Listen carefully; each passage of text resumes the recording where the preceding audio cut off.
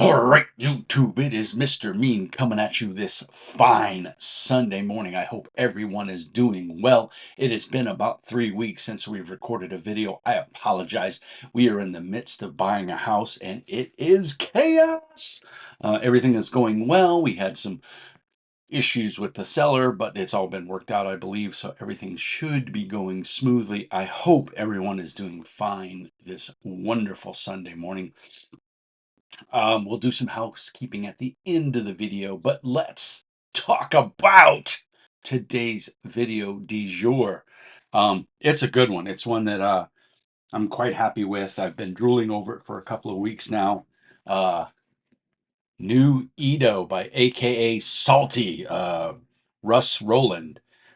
This is from Salty Games. Full disclosure, this was sent to me for review purposes. And he even said it was nice that I didn't have to do a review. He just wanted me to look at it, but I asked for a review copy because that's how I am. I would love to review it. Um, it came, it was I guess, one of his Kickstarter copies. It came in this cool brown paper that said New Edo stamped across it, like wrapped like a fishmonger would wrap. If you've ever been to like an Asian market, it was pretty cool. I enjoyed it, and it came with this nice little tassel. It's a katana, as you can see, with a red ribbon. It is not attached, so you can take it out and use it elsewhere if you so desire. First and foremost, hardback.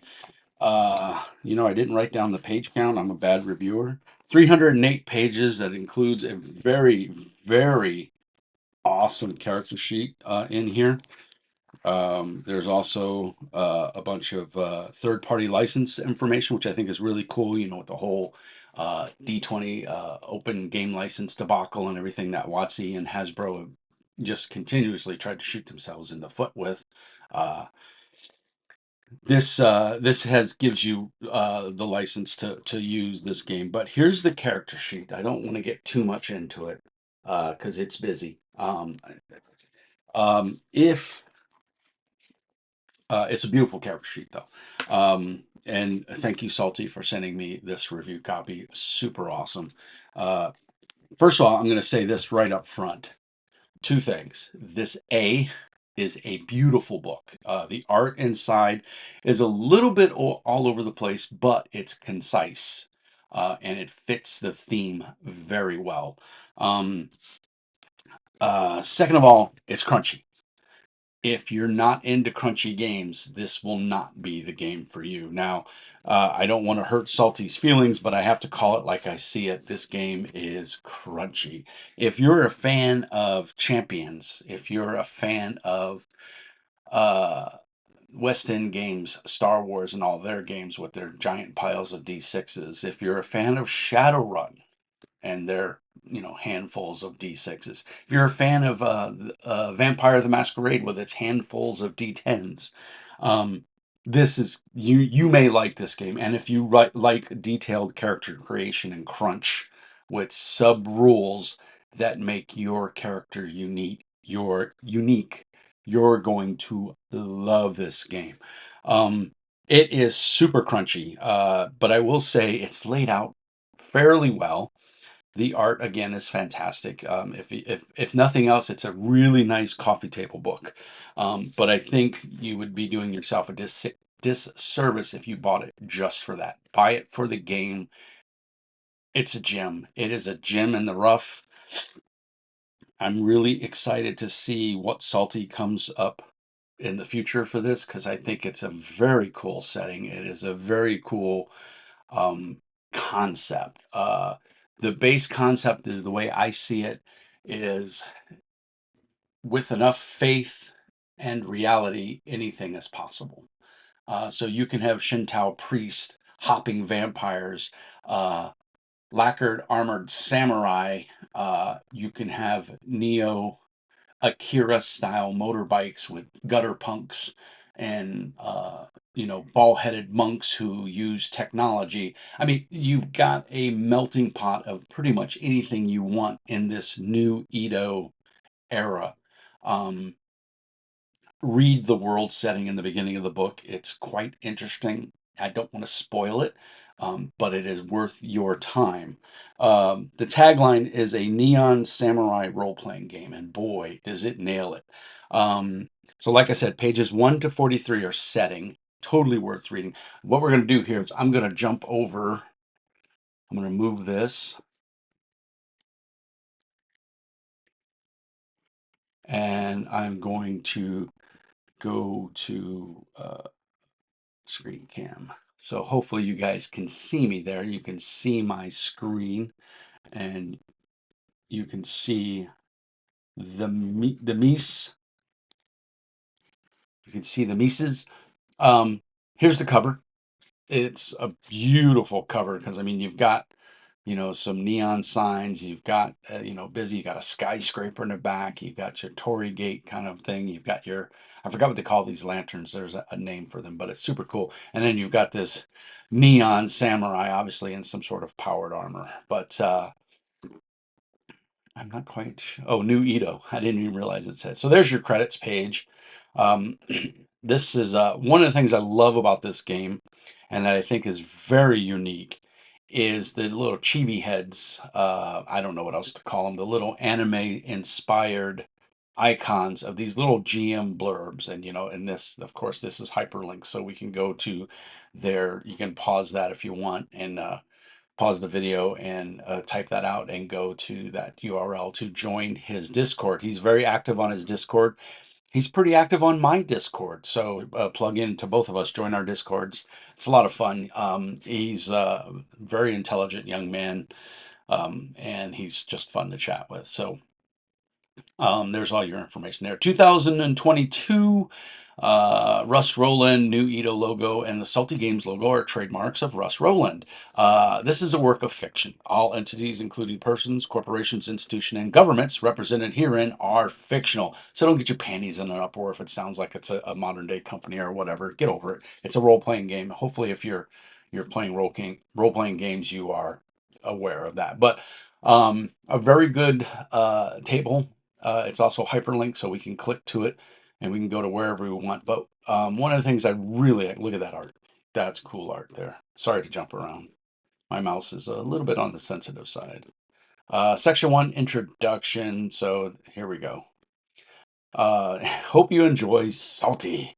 Um, but again, here's another one of these little hyperlinks. What happens when you click on? Oh, it takes you to the pregens. So here's your pre-generated characters. We don't want to go there, so we're gonna go back to beginning. I just wanted to see what that would happen if I click that link. Beautiful art though, like very cool. Um, Breaks down a character sheet and what it is. The 7 alliances. These are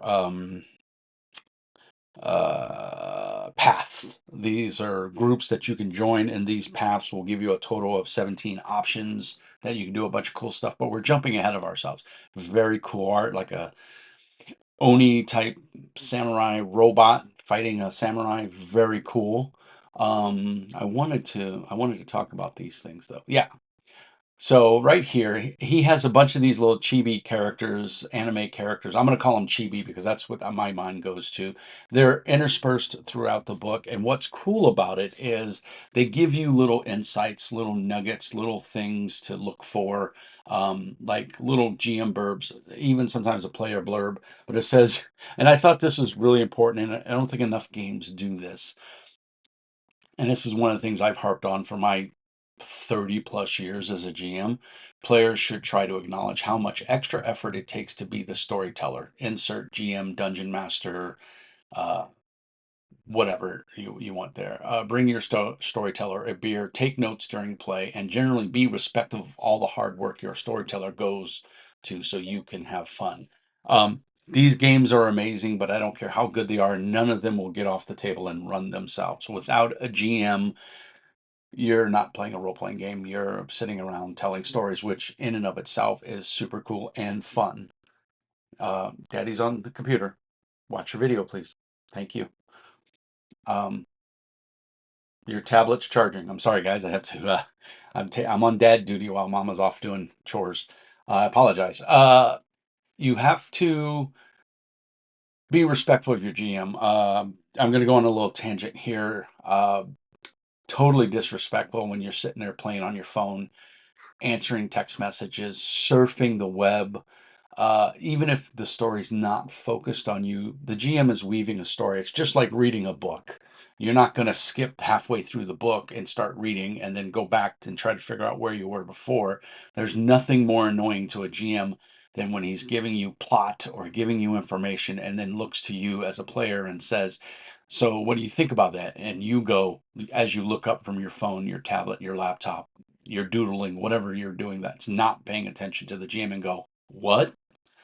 Very disrespectful. So let's have a little respect for all those hardworking GMs out there, whether you're playing virtually around the computer or you're sitting at a table in your friend's house. They're putting themselves out by letting everybody into their house or into their virtual table. Be respectful, be polite.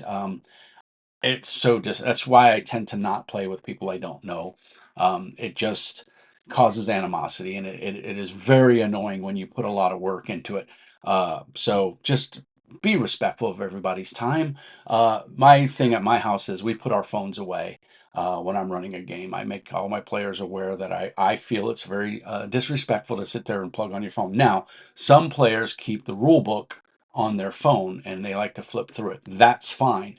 That is a resource that you are using. But when the GM or another player is talking, be respectful, pay attention, give them your time because they're giving you their time when you're talking, and then you feel slighted or disrespected when people aren't paying attention when it's your scene to act. So it's just a common courtesy. I don't think it's really said enough, and I think we all need to be aware of it. We all live in a digital age and we love to play on our phones or our tablets or our laptops or whatever, our e-readers or whatever. And it's very distracting to the GM and it's downright rude. So let's not be rude. Let's give everybody the time and attention they deserve because in the first place you came together to play a game with your friends. If you want to text your girlfriend or your wife or your kids or look at what the weather is, then maybe you shouldn't be in that game. You should go do something else. So anyway, with that out of the way, that was a little tangent. I do apologize, but I think it needed to be said. I love these little blurbs. And like I said, I didn't know they were hyperlinked. I don't know if that's an accident or if that's just the way it goes. So here's our setting, themes and stories, six-sided sushi, which is pretty cool. I don't know if that's a play on a six-sided dice. There's examples throughout the book, lineages. So one of the cool things is obviously you can play a human, but you can also play all these others. Usagi Yojimbo. I'm a grognard. I've played Usagi Yojimbo many, many times. It is one of my favorite RPGs. I have a paperback copy of it somewhere in my collection, and it is a fantastic game in my opinion. It's one of the early games that I got that I bought with my own hard-earned money when I was in the military, and I really enjoy it. So you could play Usagi, which is a rabbit. So go figure. But you all have all these different lineages. They're not races, they're lineages. And this is very cool. So this is part of your character creation. Factions and paths. So here's your seven factions. Yes, you can be a Ronin. I can hear people asking already. So yes, you can be a Ronin, and they are part. I believe they're part of the unaligned path. But there's a lot of cool stuff you can do in here, and all these different factions have a place in this world of New Edo. Here's a brief summary of a character sheet. This game does something really cool. Again, I was talking about the dice pool. Um, you're going to have a ton of dice. You're going to be, if you like me, I love to use all my dice. So this game speaks to me. You have a bunch of different traits. You have a bunch of different skills and different things. Your fate card is super cool. We'll talk about that in a second. As you take damage, you lose health. It's a hit point system. Your legend is your reputation, your rank, your fuel source, and the last ditch. Yes. Hi. Daddy's recording. Go watch TV. I'll be out there in a minute. Sorry. Mommy's not home, so he wants some attention. You got your different types of soak. You got your wounds, your fate card, like I said, your core traits. Uh, and then you're going to have your skills. You have your combat. all your skills. The neat thing about this is you have focuses in your skill and it derives off a trait. So when you want to do a die roll, you're going to roll uh, a core trait, and then you're going to roll your skill. Your skill, depending on the rank, is going to give you a dice pool. Here's the neat thing. If there's a D10 in that dice pool, you have the chance of it exploding. GM's going to set a target number. You're going to try to hit that target number with your dice pool. And if that D10 rolls a 10, it explodes. You get to roll it again and it keeps exploding. There's no limit. Now, the reverse is also true. If you roll a 1, you keep rolling and subtract. So you can get some truly astounding rolls or some truly horrible rolls. The game also uses advantage and disadvantage. If you have a skill that allows you to roll a D10, you can add the way it sounds like you can you can add an extra d10 advantage into roll your d10 if you have one. If not, you take the highest die. So if you only have a d8, so you don't get to add an extra d10, but if your skill gives you a d10 because of your rank, and there's various ways to adjust that and manipulate it. So it shouldn't be too terribly hard at after character creation and once you're ready to play the game. But that advantage, disadvantage, and of course they cancel out just like in other games. But if that D10 rolls, then you have advantage. You get to keep rolling, and it adds even more. So it just gives you an extra way to really succeed. And of course, there's things that proc off of that with your legend and your focus and all that fun stuff. There's magic in the game, of course. I didn't read too much up on the magic. This game has a lot going on, guys. Backgrounds, your contacts, followers, soul, status, and wealth. Those are kind of like your backgrounds and stuff. And like vampire, they give you bonuses and stuff to do things. Augments, because you can have cyberware. You can have all kinds of crazy stuff. The really crazy thing about this is uh, the legend system. The legend system is kind of, I don't want to say it's your rank, but it kind of is. And it's as you build your legend, it increases. And then you get these legend points and you can spend them to adjust your die roll. So in a way, it's a good thing. And they come back. How do you regain legend? Well, it's real simple. The easiest way is to do awesome shit. I'm not kidding. That's exactly what it says in the book. We'll see if we can find the page here. Your fate cards are really cool. It's a percentage chance for things to happen. So as you're making your character and you go through and you do these certain things, you'll get an ability, or it'll say you have a 1% chance to, influence someone that you're talking then to. So on this fate card, so botch would be 000, right? And critical success would be 100. So in here, you can fill these up. So you could put it wherever you want. You could choose a number, we'll say 55%. So if you roll a 55% on your percent dice, that 1% chance that you had to influence someone positively comes into effect, and it's get woven into the story. It's a really cool system, and it has all kinds of options that it's crazy little thing. So as you play the character, obviously you want to put the more powerful things up higher because obviously rolling high is good, and the bad things going lower. So it goes from there. But yeah, it's a really cool system. It's part of your character. You fill it out as you play, and it's really neat. Um, Character creation kicks off on page 52 and goes to page 71. There are 7 paths, which are kind of like your class, for lack of a better word, and they give you 17 path options, and those will each one will give you all different kinds of things that relate to your path. Here's another one. Let's see. Does it? Okay, so this one is not a hyperlink, so it doesn't go anywhere. But it tells you about modern new Edo, and again, this is in the setting, and it tells you about technology. Here's another one of these little chibi guys. So if, this one is a hyperlink, so let's see where it takes us. It takes us to this character down here. So again, pretty trippy that it does that. Oops, I want to go here, and let's go to game mechanics. There we go. There we go. So game mechanics. You talked a little bit about this. you roll your fate, and so when you roll your fate, oh, look, and it takes you to fate, and it talks about fate. Here's your look, is a tool. So again, the game is hyperlinked. If you're on a tablet, we've already talked about being respectful to your GM and your fellow players, but this is all hyperlinked. So if you're using an iPad or an Android tablet, or even your phone, that some people have a big enough phone. My old eyes can't do it on a phone, but I have an iPad Pro and I have an iPad Mini, so I use those at the gaming table. I also got coffee, so cheers. But the hyperlinks are super neat. I think it's very interesting and it's helpful. And of course, it's telling us about all of our mechanics. So I could gush on and on. Here's your fate card. This is a sample fate card that's been filled out. You can see, so like here's the example, 55, gain 1 point of either contacts or followers. You do apply any fate card results before moving on to the your normal dice pool if they are necessary, because you can these things can modify your dice rolls. So it's pretty cool that you have these options and ways that you can affect your character.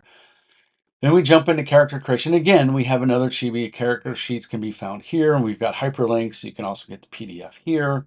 So just, I mean, Salty really embraced technology and brought it into this PDF. I wish more companies did this. I'm sorry this review's kind of all over the place, but you can see that this game is chunky, 309 pages. There is magic in here. There's super science, there's bionics, cybernetics, all that stuff. Here, it is a priority point buy system. So this is an option. This is, I believe the way I've read it, this is the main way to make your character, but there are other options. There's a point buy system and everything. But the priority buy, if you're familiar with Shadowrun, this is how Shadowrun kind of does it, and this is what you can do here. So these are the points you get for your backgrounds. If you take priority A, you get 60 points for background. Nine, you get these bonuses for magic. Augmentation, you get 54 points of noise. Uh, and you can take the Hisanaki lineage as an option. Your skills, so you start with a skill of 2d12, 3d8, 3d6, and 44, and you'll apply those to wherever you want.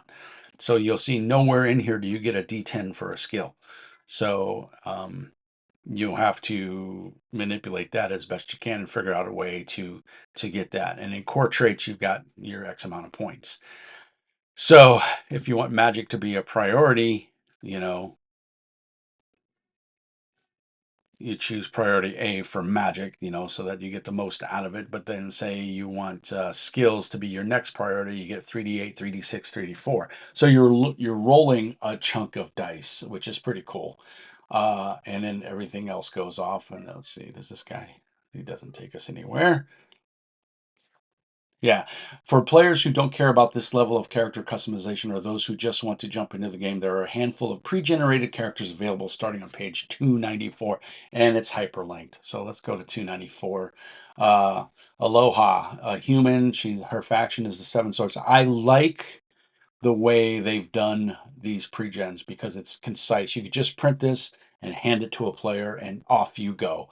Um, we got our size, defense, resolve, legend, move, initiative, hit points, and rank. Heart, power, reflex are their core attributes. Presence, perception, savvy, and shinipi, uh, shinpai. Uh, I'm not quite sure what that is. I don't remember what it is. It's got ocular implants, gambling 6, gunnery 488, light melee 4-6. So some cool stuff there. So let's suspend medicine rolls. So let's see what we got here. We got Fumio, who is a Karasu, which is basically like a Korax if you're a D&D, or D&D or World of Darkness. Faction is the speakers, so these are the guys that talk. Path is Shuganoshi, which I don't know what that is. I don't know what all these terms are. But you can see, I mean, you can just give these characters out. Kind of looks like Salty right there. I wonder if that's what he's kind of looks like. Um, so lots of pre-generated characters. Uh, Oni Hisanaka. So that's pretty cool. And he looks like a dog. And you can see it also tells you around the circle, it tells you how they assigned everything. So you can kind of backwards generate them and see that, magic is D, so they're not real big on magic. And core attributes is an A and skills are a B. So this is a highly skilled character. But of course, because he's an Oni, he's probably got some decent abilities to start with.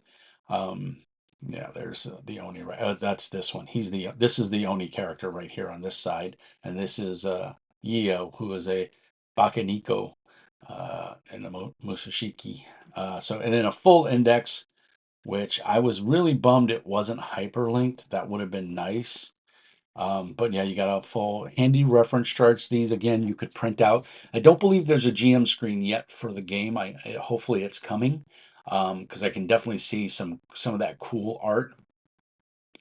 Here's your background ranks and your permanent legend size reference charts. So a lot of cool stuff. Skills used at the table. So if your skill's a D4, yeah, this is how much XP you get for doing stuff. So, guys, really laid out really well. And of course, a blank character sheet, your pet information sheet if you've got a pet, closing notes and thanks.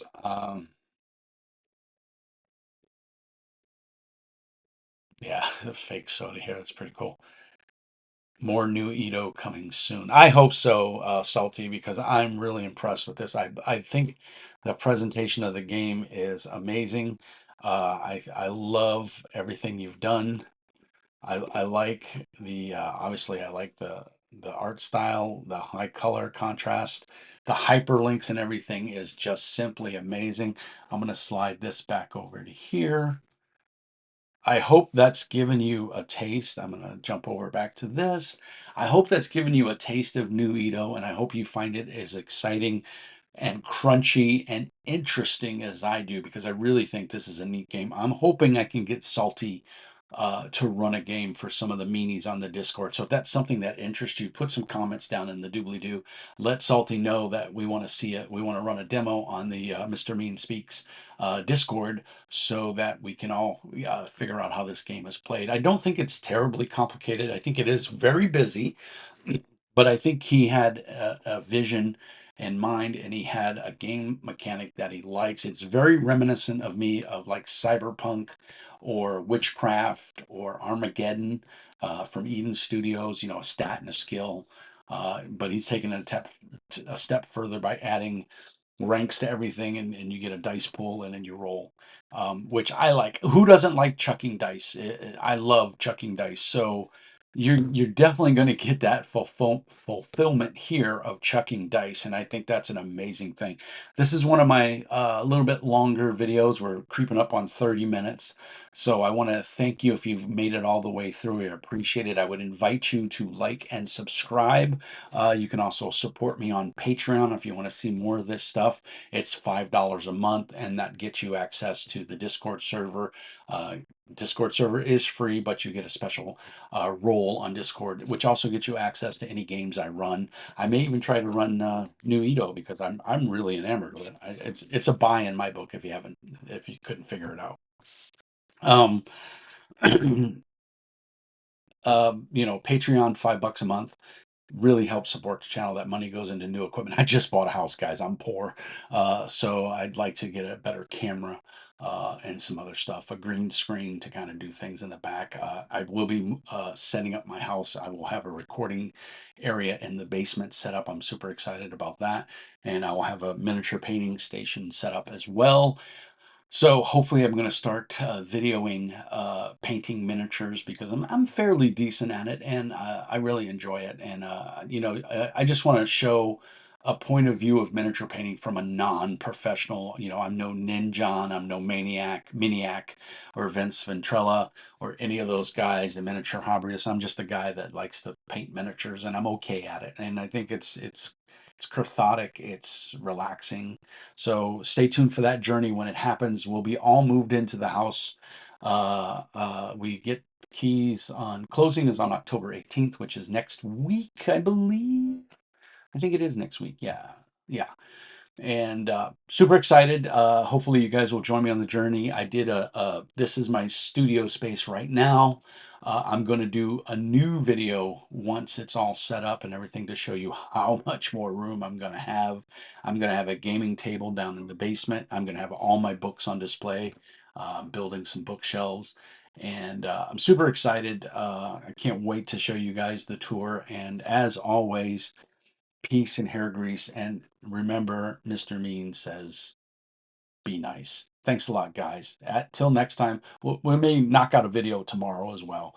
Oh, real quick, it's Orktober, so I got me some Iron Jaws for Warcry. I never got to play Warcry, so I'm gonna paint these up. I wanted to paint them up on stream, but I just don't have the setup to do it right now. But I do want to start painting on these in October and hopefully get them painted up before the end of October. It's only 10 orcs, and I think I can power through. I want to paint them in the vibrant yellow, and I just want some fantasy orcs because I use orcs as bad guys in my games all the time, my tabletop fantasy games. So I want to. I want to have fun with this. So hopefully I can get some of the painting on screen. So anyway, guys, as always, I'm sorry I'm rambling. Peace and hair grease. And remember, be nice. I'll catch you in the next one.